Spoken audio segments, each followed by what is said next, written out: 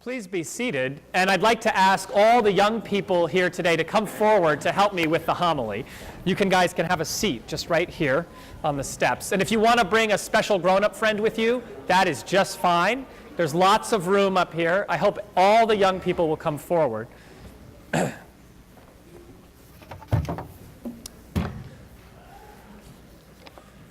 Okay, oh, wonderful. Yeah, come right up. Excellent. Well, good morning. Did you guys all have a nice Thanksgiving? Yeah. Who had a lot of turkey? Who doesn't like turkey? Couple people don't like turkey. Yeah, I love turkey, so I ate too much. I ate your part.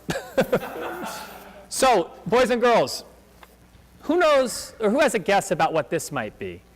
Everybody ever seen this before? You think it's a clock? That's a really good guess. Let's see. Julia, do you know what it is? No. Nicholas, what do you think it is? Gas mileage meter. It's a gas mileage meter? What else could this be? Anybody have a guess about what this could be? Bella, what could this be? It's a calendar. Yes, that's exactly right. How'd you know that, Bella? Because you go to Sunday school. Yes, exactly. Very good. Going to Sunday school matters. This is a calendar. Now, what kinds of things are on most calendars? Some of you guys have seen other kinds of calendars before. What would you normally find on a calendar, John? Numbers and words. Numbers and words. Do we have numbers and words on this calendar? Numbers, words. Can anybody find a number or a word on this calendar? No. No. Audrey, was that what you were going to say? I can. You can find a number or a word? There are pictures on this calendar, that's right. And there's this really interesting ring around the outside. Now, this is a calendar that doesn't tell you what day it is, but it will tell you what season it is. What are the seasons of the year? Anybody know what the seasons of the year are, Sally? Fall, summer, spring, and winter. Yes, this calendar does not talk about those seasons because we have different seasons in the church. And today is a very important day in the seasons of the church year because today is the very first day of the year. So Happy New Year to each of you. Did you guys stay up till midnight last night to watch the ball drop? Christian stayed up all night. And Carrie, Tori, I'm very sorry about that. Today is the first day of the new church year, and we've begun a new church season. And can anybody guess what our new church season is that we're starting today? Let's see, who hasn't had a chance to talk yet? Quinn. Advent. Quinn, well done. Now, what are some signs in the church that we might be starting this first season of the first season of the church year, or Advent? Nicholas, what's one sign? The what? The wreath. The wreath. We have this. Do you guys all see this wreath over here? Is that usually there? No. I made a wreath. You made a wreath at home? Excellent. Very good. Right here. Oh, right here at church? Oh, cool. And how many candles did we light on the wreath today? One. Just one. And does anyone have a guess about why we lit one candle today? Yeah, John. Actually, I was going to say Something else. another clue. Oh, another clue. Starting Advent. Yes. Purple everywhere. There's purple everywhere. That's another way we know that we're starting Advent. That's right. Avery. There's the Advent calendars, which is out front and hanging up on the wall, and you should all take an Advent calendar home. Right, so we lit one candle today because today is the first Sunday in Advent. And there are 4 Sundays in Advent. And what happens at the end of Advent? Who has a guess? Oh, there goes Advent. Who has a guess about what happens at the end of Advent? Audrey. On my wreath, it had 3 white candles and 1 purple. Oh, Audrey says that her calendar had 3 white candles and 1 purple candle. Some people make their calendar like that. Here at church, we make ours with 3 purple candles and 1 pink candle. And then in the middle, what color is the candle in the middle? And why is the candle in the middle white? Who has a guess about that? Let's see. Anyone who hasn't had a chance to talk yet? Anybody have a guess about why we would put a white candle in the middle? What are we waiting for? It does look pretty, yes, because it looks pretty. That's why we do a lot of things at church. But this one has special meaning. Who are we waiting for in Advent season? Avery. What are we waiting for? You forget. Sally, what do you think we're waiting for? Christmas, that's right. And what happens at Christmas? Why do we even celebrate Christmas? Like, what's the big deal? Yes. So we have two choices. We have candy canes to my left and Jesus' birth to my right. And we get presents. Both are good answers, but I'm going with Jesus' birthday, which is Christmas Day. And on Christmas Eve, we will light the white candle in the middle to celebrate the birth of Jesus. Now, while we're waiting for Christmas, tell me something. Is Christmas easy to wait for, or is it hard to wait for Christmas? Why is it so hard? Why is it hard, Julia? Because we get a lot of presents. Because you're going to get, maybe, some presents at Christmas, and it's kind of hard to wait for them?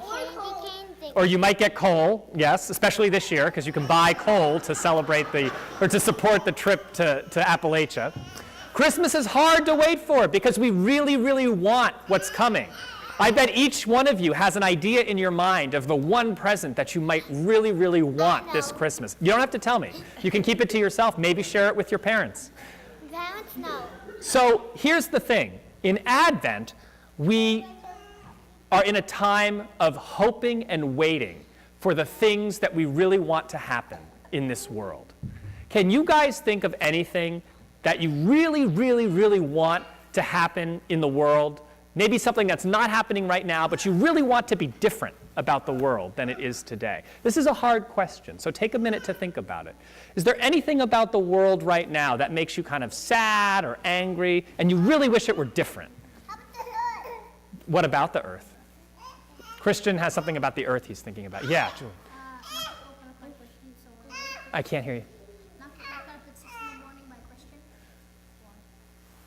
He would like not to be woken up at 6 in the morning by his younger brother. That is something I wish were different about the world too. But I was thinking maybe about things that you know about what's going on maybe with your friends or in the neighborhood or in the world that make you sad. Who can think of something in the world that makes you kind of sad? I've got one if nobody has any ideas. I have one. Shots make us sad. Yes. Well, like there's some bad countries in the world that have like people in it. Yeah. Yeah, so Avery says there are some countries in the world where things are going on that are really bad and hard. Maybe things like people are angry with each other and they're fighting instead of talking about their things that are wrong, or war, as Julia says. John, what else do you think? I think there shouldn't be any blasting people's heads off with bazookas. There should be no blasting off of people's heads. I agree, and that's very sad when that happens. Yeah. I tend to think about people who don't have enough food to eat. You know, I just had a great big Thanksgiving dinner. Did you guys eat a lot of food at Thanksgiving? I eat all the turkey. You ate all the turkey you could possibly eat. Right. Well, you know, there are places in the world where some people just don't have enough food. And you knew that? Yeah. And how do you feel about that, Audrey, since you know that? Sad, right, it's sad. So in Advent, we think about things that we want to be different about the world, and we hold them very close to our heart, and we pray that we can help make a world where these things don't happen. So I want each of you to think about one thing that maybe you don't usually think about, that you don't pay attention to. One thing that your heart is not awake to. One thing that you tend to gloss over as you go through your day. Just one way in which you want the world to be different. It could be something about your own life that's different, that you want to be different. It could be something about the life of the world that you want to be different, or the life of your community or your neighborhood. One way in which you can hold your hope and your expectation that transformation will happen through this season of Advent. Because you know, when God chose to come into the world as a tiny, vulnerable child, nobody thought that was possible. Nobody thought that God would or could or would choose to come to the world in just that way. The impossible thing happened. So this Advent, I invite you all to think about one impossible thing that would be so wonderful if it could come to pass. And each day to offer your hope and your intention for that one impossible thing to occur. And if we each do that, if we each think of one wonderful thing that seems impossible for it to happen, If we eat every morning, we hope and we pray that that thing happens, then maybe with all of our prayers and all of our effort, we could make that thing happen with the help of others. So that's my invitation to you this Advent season. Think of that one way in which you wish the world would be different. And if you know what it is, then you're already there. And if you don't know what it is, then that's something to think about for the rest of our service this morning. All right, well, thank you so much for helping me with the homily. You guys can go back to your seats and we'll continue with the service. And Emily, you can go back too. Maybe your sister will help you. Mine is not getting woken up. That might take a lot of prayers. It might take a lot of prayers, I know. Some things do. Thanks, Audrey.